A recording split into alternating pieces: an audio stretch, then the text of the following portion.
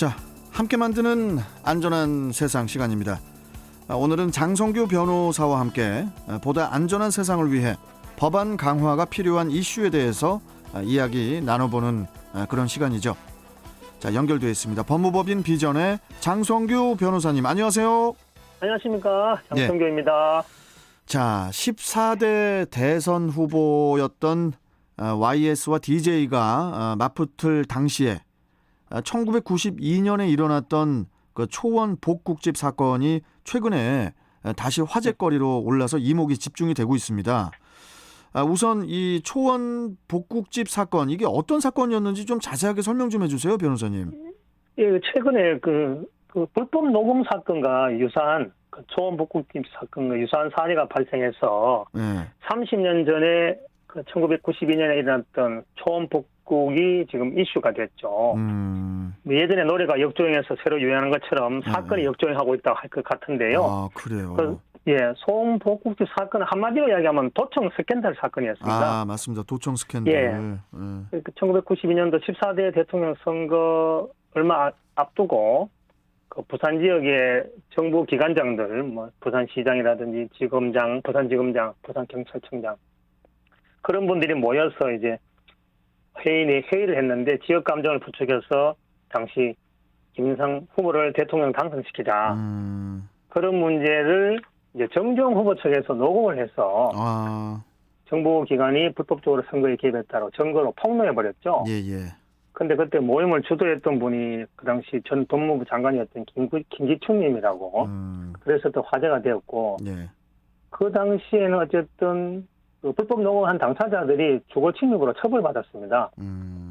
일반인의 출입이 허용되는 음식점이라 하더라도 서로 간에 타인 간의 대화를 불법으로 녹음하기 위해서 들어간 행위 자체는 주거 침입에 해당한다. 주거 침입죄.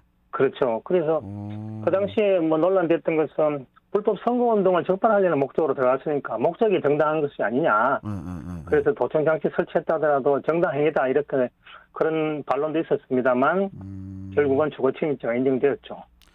자, 그런데요. 네. 지난 24일에 대법원 선고를 받은 한 또 다른 사건이 그때 당시 그 초원 복국집 사건을 소환시켰다라고 하던데 지난 2015년에 전남 광양의 한 식당에서 일어났던 일이라고 하던데요. 자, 지난 2015년의 사건, 이게 어떤 사건이었나요? 2015년 이 전남 광양 사건도 그 불법 녹음을 했다는 사실관계에서는 예전 초원 복국 사건하고 비슷한데요.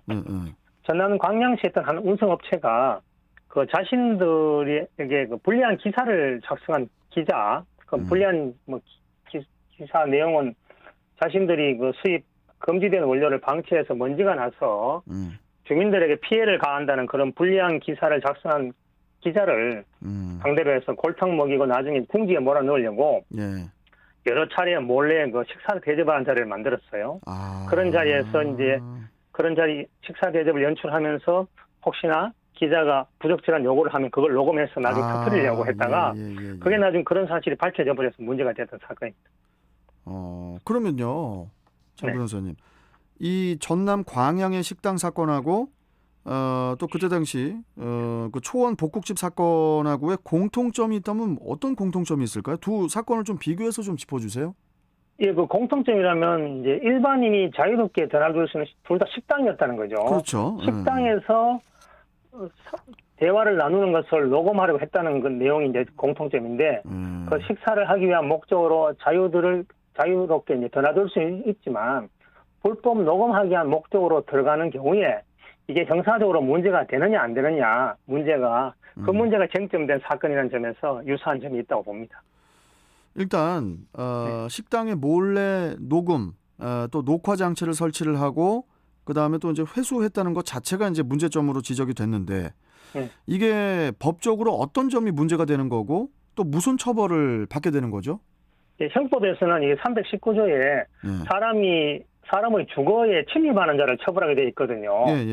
뭐 주거 공간이나 거주하는 공간, 식당도 당연히 거주하는 공간이잖아요. 그렇죠. 사람이 활동하는 공간.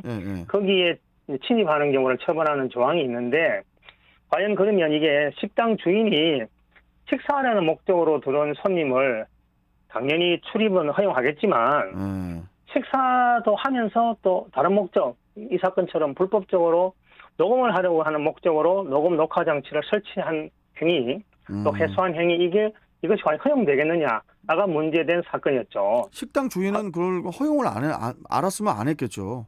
그렇지, 알았으면 안 했겠지만 알았더라면 허용하지 않았겠다. 그렇다면 그 주거침입이 성립하는 거 아니냐, 이런 문제가 논란이 됐던 거죠. 그렇네요. 자, 그렇다면은 이번 사건이 초원 복국집 사건하고 비슷했기 때문에 법원 판결도 좀 비슷하게 나왔는지도 궁금한데요. 네. 일단 이 사건은 어떤 판결을 받게 됐던 거죠? 예, 이제 초원 복국집 사건이 이렇게 역주행했던 이유가 바로 예전에는 주거침입이 인정됐던 그 25년 전 판례가 이번에 대법원 전원합의체를 통해서 번복돼 버렸죠. 아, 그래요? 예, 그럼 1심에서는 여전히 전남 광양 그 사건도 예전 사건처럼 주거침입이 인정된다고 성립 결론 났는데 2심에 가서 그게 뒤집어져 버렸습니다. 아, 그래요? 예, 그 식당에 들어갈 때 통상적인 출입 방법으로 들어갔다면 설령 다른 목적을 갖고 있다 하더라도 그것만으로는 주거침입으로 보기 어렵다. 그런 결론을 내어버렸죠. 아니, 유죄에서 무죄가 바뀐 이유가 뭡니까?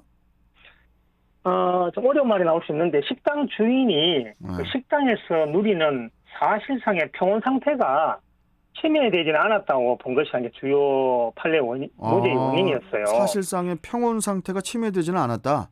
예, 그래서 대법원도 이제 사실상의 평온 상태가 실질적으로 침해된 것이 아니라고 보이기 때문에 그 실제 뭐 녹음을 하기에 들어왔다 하더라도 또 그런 사실을 알았다 하더라도 또 알고도 출입을 성행하지 않았을 것이라고 보더라도 침입 들어오는 행위 자체는 큰 문제가 없다고 봐서 주거 침입이 아니다는 결론을 내려버렸습니다.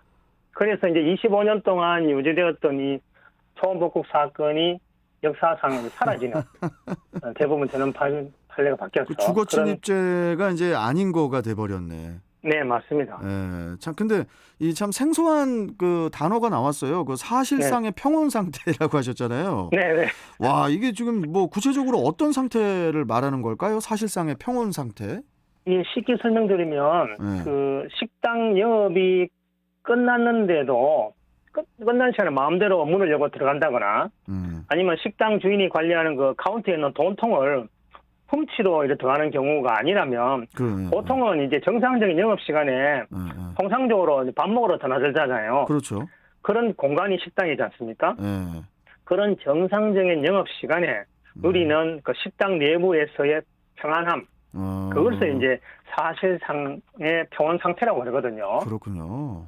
예, 그래서 그런 사실상의 평온 상태는 침해한 것은 아니니까 식당 주인에 대해서는 주거 침입이 성립하지 않는다. 이렇게 이해하면 좀 쉬울 것 같습니다. 그렇군요. 알겠습니다. 그나저나 참 이게 뭐 불법 녹음이라든지 뭐 불법 촬영 등등. 네. 이번에 그 식당 주인과 상관없이 이렇게 또 불법 녹음, 불법 촬영 뭐 이런 게 벌어지는 이런 행태들이 참 이제는 서로 누구든 못 믿게 되고 어디서든 더욱 불을 켜고 조심하게 되는 또 다른 그런 증상들이 나타나는 그런 세상이 아닌가 이런 생각도 좀 드는데 자, 여튼 오늘 말씀 여기까지 듣고요, 변호사님. 다음 시간에 또 뵙도록 하겠습니다. 고맙습니다. 네, 감사합니다. 자, 법무법인 비전의 장성규 변호사 만나봤습니다.